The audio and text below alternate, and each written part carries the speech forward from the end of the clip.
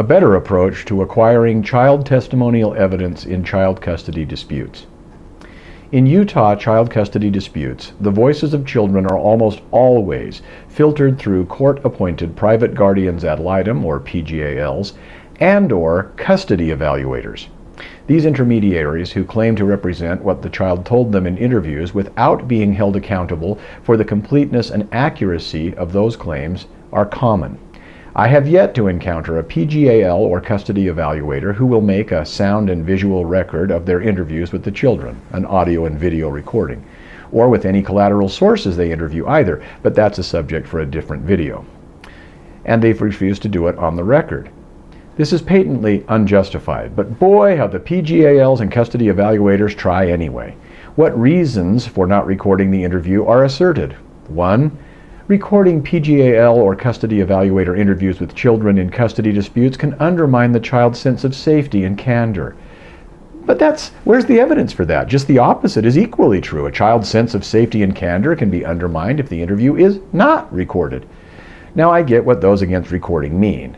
Knowing their interviews are being recorded may cause some children crippling anxiety or fear that a parent might punish or even injure a child if he or she expresses sentiments about that parent which that parent dislikes or that cast that parent in an unflattering light. The problem is that a child can suffer the same anxiety and fear about his or her statements getting back to a displeased or vengeful parent if his or her statements are relayed secondhand by a guardian ad litem or by a custody evaluator.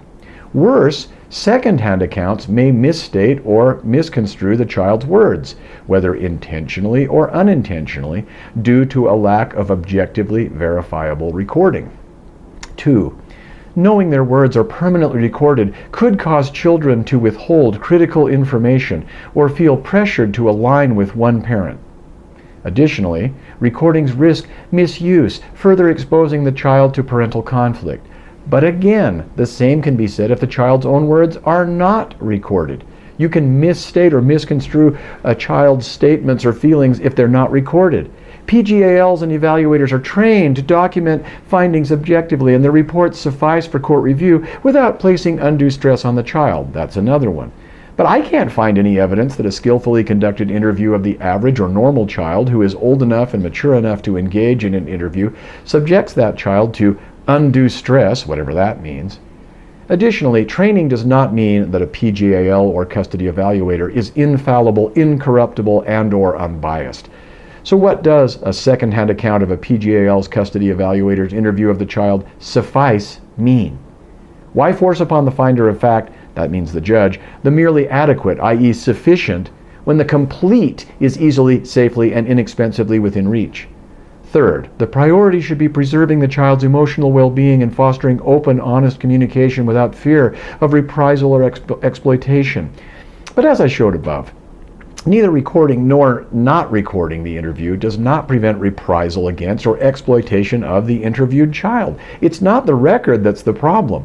We would never consider a second-hand account from a key witness or from a party who had the greatest stake in the outcome of a case to be a competent way of obtaining that witness's evidence, yet the overwhelming majority of judges and commissioners in Utah have no qualms over doing just that with the testimony of a child in a child custody case.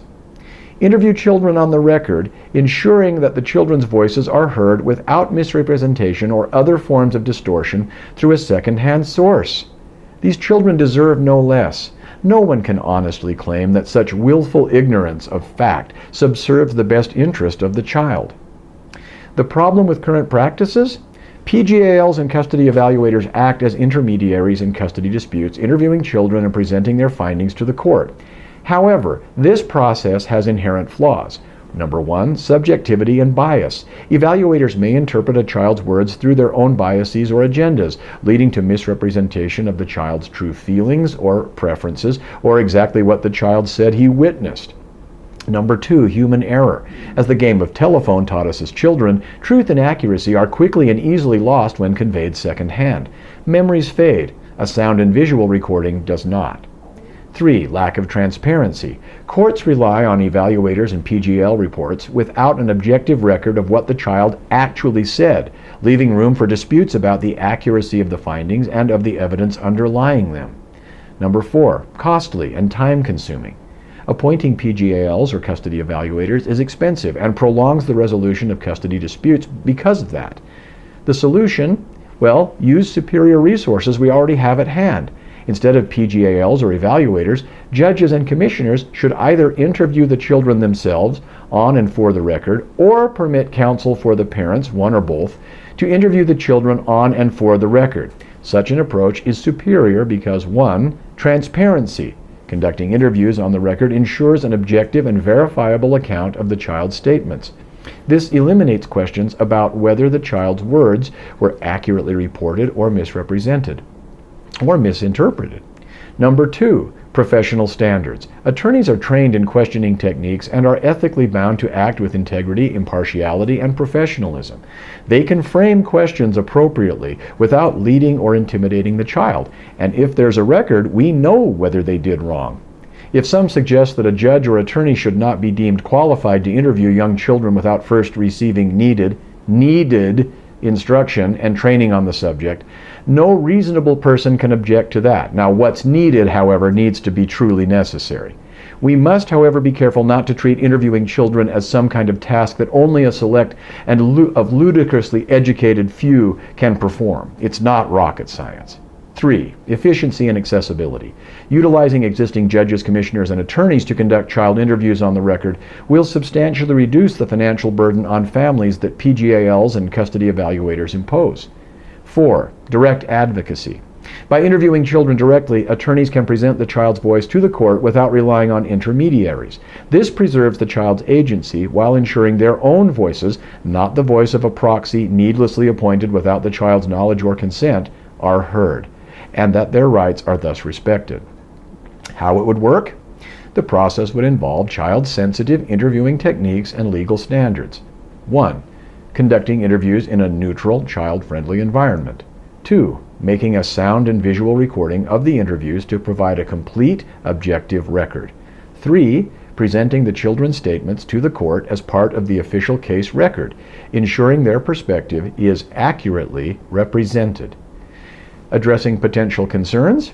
Sure, I'm happy to do that. Some argue that interviewing children directly may be emotionally harmful or intimidating. However, with proper training to augment their existing interrogatory skills, attorneys can conduct interviews in a way that minimizes distress over the interview process.